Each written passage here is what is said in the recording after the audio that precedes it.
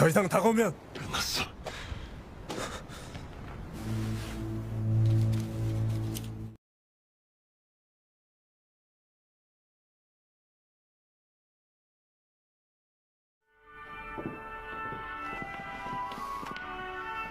Adegan dibuka dengan 3 pemain kita yang tersisa, berjalan kembali menuju asrama. Tetapi saat peserta kita lewat, tampak ada bercak darah yang bercucuran di lantai. Darah siapakah gerangan? Dan episode 8 dari Squid Game dimulai.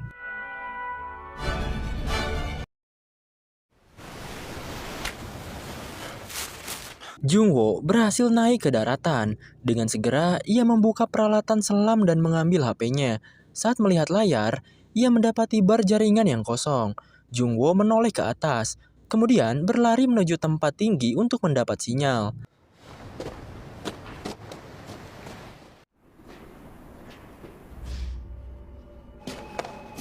Para peserta telah kembali ke asrama, namun saat berjalan, Sae-byok tampak bermasalah.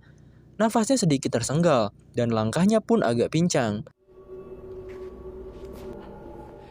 Gi-hun menghampiri Sang-woo, memegang pundak dan menatapnya dengan serius. Gi-hun bertanya mengapa Sang-woo membunuh si bapak gondrong. Sang-woo pun balik bertanya mengapa Gi-hun begitu perhatian setelah bisa selamat dengan beruntung. 운 좋게 제일 뒷자리를 뽑더니 그 사람 분명히 가려고 했어. Sang-woo berteriak pada Gi-hun, berkata bahwa hidupnya jadi menyedihkan karena suka ikut campur dan pikirannya lamban. Gi-hun mengiyakan omongan Sang-woo, mengaku bahwa dia memang bodoh dan suka ikut campur urusan orang lain. 정신 차려. 그러면 Namun kemudian, Gi-hun bertanya mengapa Sang-woo yang seorang jenius yang dibanggakan bisa bernasib sama dengan orang bodoh sepertinya. 운동의 사랑 서울대 천재 똥밭에서 뒹굴. Setelah mendengar perkataan tersebut, Sang-woo hanya bisa menatap Gi-hun dan menjadi bisu. Kena comeback cuy. 무사히 끝내신 여러분께 Beberapa saat kemudian, para staf datang, memberi ucapan selamat pada mereka yang berhasil bertahan setelah melewati 5 permainan, dan akan memberikan mereka hadiah. Namun staf meminta mereka untuk mengenakan pakaian yang mereka sediakan terlebih dahulu. 갈아입어 주시기 바랍니다.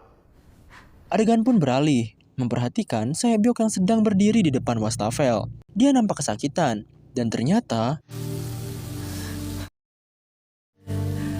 tetesan darah yang ada di awal berasal dari Sae-byok. Tadinya gue kira dari tangan Gi-hun.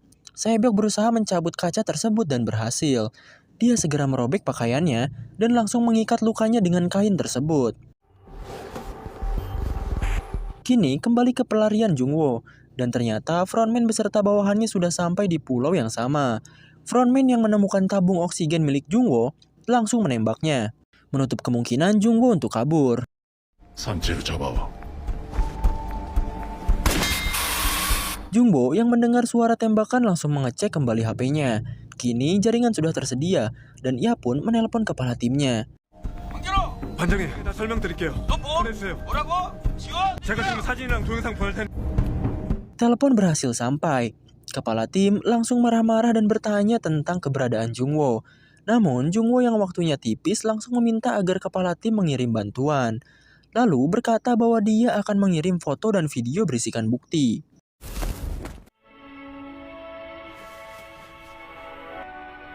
Kembali kepada pemain. Kini asrama tempat mereka beristirahat telah disulap menjadi dining hall yang mewah dengan lilin sebagai penerang. Diiringi dengan musik klasikal, para staf menghidangkan makanan-makanan mewah kepada para finalis yang sudah berdandan dengan setelan jas yang keren abis.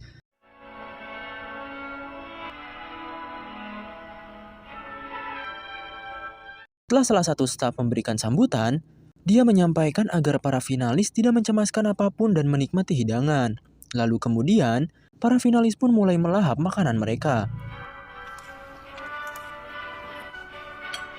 Di sisi lain, Jungwoo mengirim ulang bukti-buktinya yang gagal terkirim. Tapi selanjutnya, salah satu staf berhasil menemukan keberadaan Jungwoo. Dia pun kembali berlari.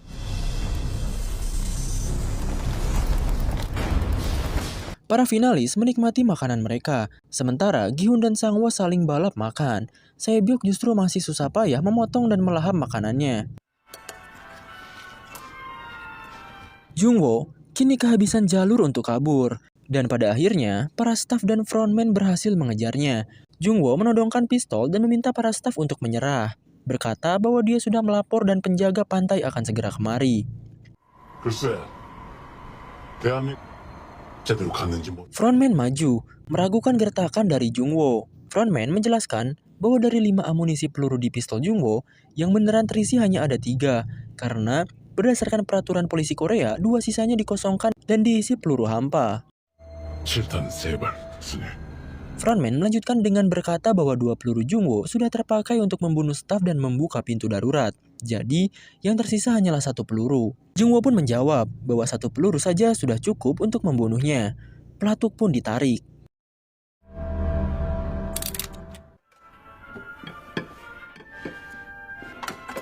Kembali pada para finalis, mereka telah menyelesaikan makanan masing-masing.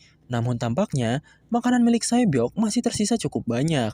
Saat membereskan meja makan, para staf justru malah menyisakan 1 peralatan di atas meja, yaitu sebuah pisau.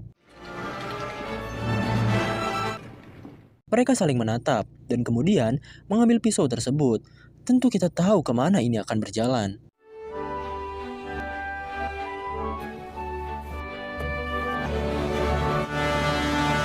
Adegan berganti. Kini Frontman mulai melangkah maju, tapi kemudian ditembak oleh Jungwoo tepat di dada sebelah kanan. Staf hampir menembak, namun dihentikan oleh Frontman. Frontman terus membujuk Jungwoo untuk menyerah dan ikut dengannya. Hingga pada akhirnya, Jungwoo menurunkan pistolnya. Ia bertanya siapa identitas Frontman yang sebenarnya. Lalu kemudian,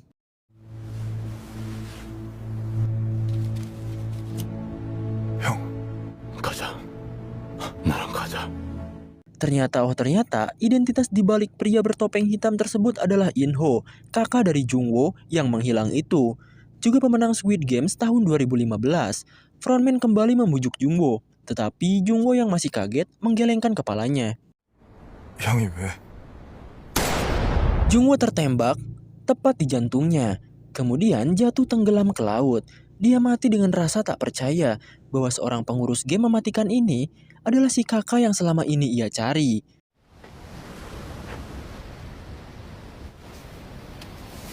Kini adegan kembali pada asrama. Gi-hun, Sang-woo, dan Se-byeok berbaring di kasur mereka. Gi-hun dan Sang-woo sama sekali tidak tidur. Mereka saling mengamati satu sama lain.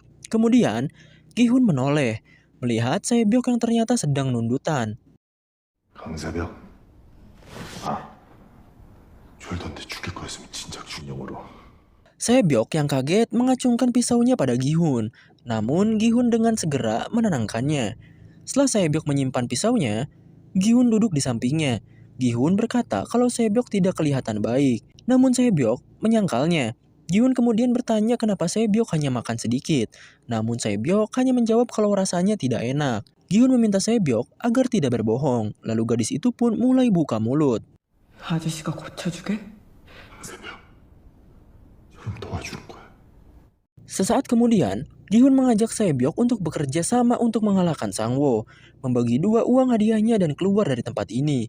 Se-byeok pun bertanya, apa yang ingin Gi-hun lakukan dengan uang-uang tersebut? Gi-hun menjawab kalau dia ingin melunasi hutangnya, kemudian membuka toko di pasar untuk ibunya, dan yang terakhir, ia ingin menjadi seorang ayah yang baik meski hanya sekali. 얻어주고. 형 아빠 노릇 한 번. Se-byeok bertanya berapa usia putrinya. Gi-hun menjawab usianya 10 tahun. Se-byeok berkata bahwa usia putri Gi-hun sama dengan adiknya. Gi-hun bertanya di mana adik Se-byeok sekarang. Se-byeok menjawab kalau adiknya berada di panti asuhan. Dia berjanji untuk menjemput adiknya pulang dan membawa ibunya ke Korea Selatan. Se-byeok bilang bahwa dia sudah berjanji membeli rumah untuk mereka bertiga. Lalu Gi-hun menimpali bahwa setengah dari uang hadiah cukup untuk itu semua. Se-byeok meminta Gi-hun untuk berjanji, bila salah satu dari mereka keluar hidup-hidup, maka harus menjaga keluarga mereka masing-masing. Tetapi Gi-hun menyangkal dan berkata bahwa mereka berdua akan keluar dengan selamat. Tapi setelahnya, Se-byeok masih meminta agar Gi-hun berjanji untuk menjaga adiknya. Gi-hun meminta Se-byeok untuk diam. Ia berdiri dan berjalan mendekati Sang-woo yang rupanya sedang tertidur. Namun saat Gi-hun sudah mengeluarkan pisaunya,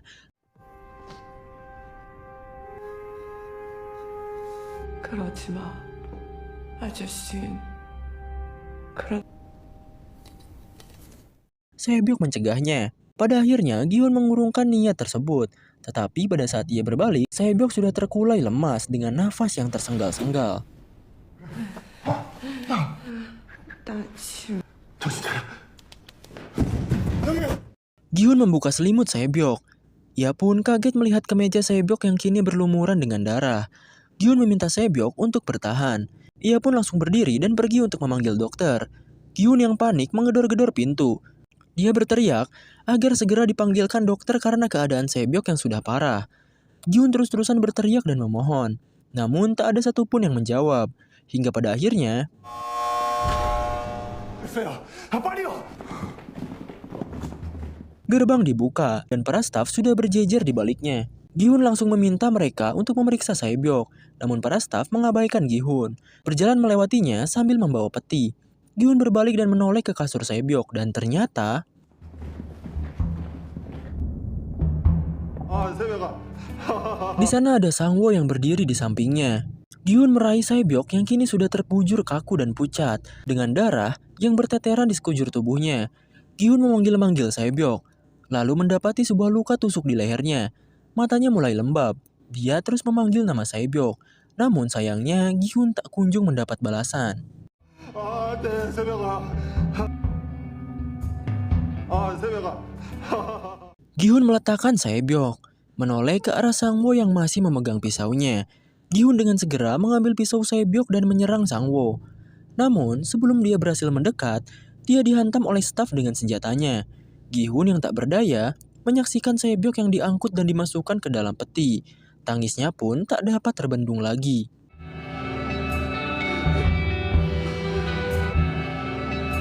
Di sisi lain, frontman tengah mengobati luka tembaknya. Dia pun menatap kaca.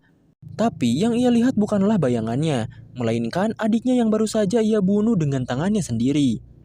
여기 왜? Lagu Fly Me to the Moon berputar, dan kini adegan berganti. Peti yang berisi mayat Sae-byok pun dimasukkan ke dalam tempat kremasi. Api dinyalakan, dan peti pun terbakar perlahan-lahan. Dan tepat di sini, perjuangan Kang Sae-byok demi membahagiakan keluarganya berakhir dengan pilu. Dan episode 8 Squid Games ini pun ditutup dengan kematian Sae-byok. Telah terbongkar bahwa kakak dari Jung-woo yang selama ini ia cari ternyata frontman sendiri. Lanjut ke episode terakhir aja cuy.